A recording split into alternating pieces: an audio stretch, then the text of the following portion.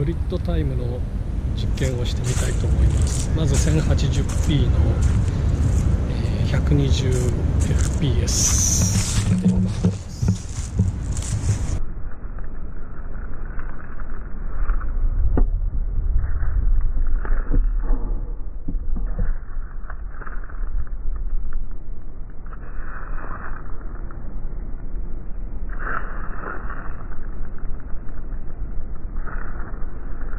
GoPro ビデオストップ 280p の 240fps でやってみたいと思います。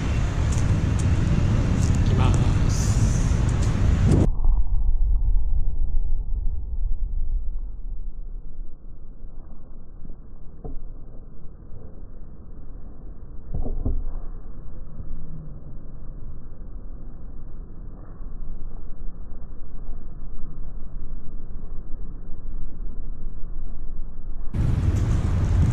GoPro ビデオストップ。